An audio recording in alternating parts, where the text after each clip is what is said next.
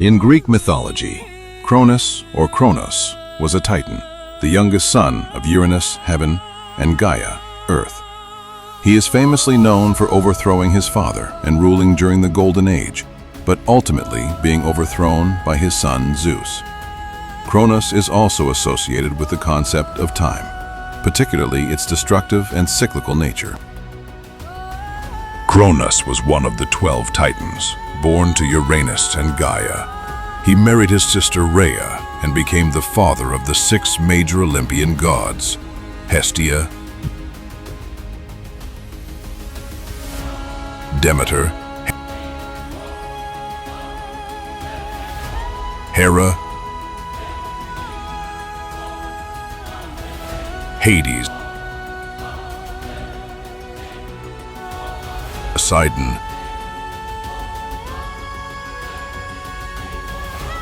and Zeus.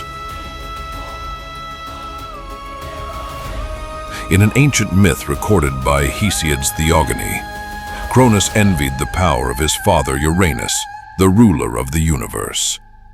At the urging of his mother Gaia, Cronus castrated his father Uranus with a sickle, separating the heavens from the earth.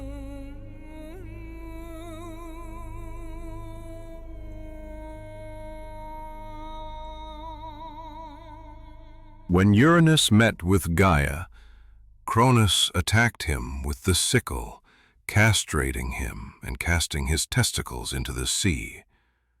From the blood that spilled out from Uranus and fell upon the earth, the gigantes Arenuus and Meliae were produced. The testicles produced a white foam, from which the goddess Aphrodite emerged. After the deed was done, Cronus cast his sickle into the waves, and it was concealed under the island of Corfu, which had been noted since antiquity for its sickle-like shape and gave it its ancient name, Drepane, sickle. Following the castration, Cronus became the leader of the Titans and ruled over the universe, ushering in the Golden Age, a time of peace and prosperity for early humanity.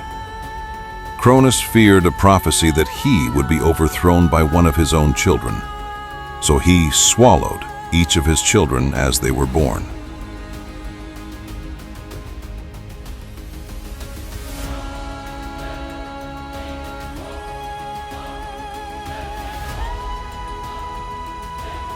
Rhea hid their youngest son, Zeus, and tricked Cronus into swallowing a stone instead.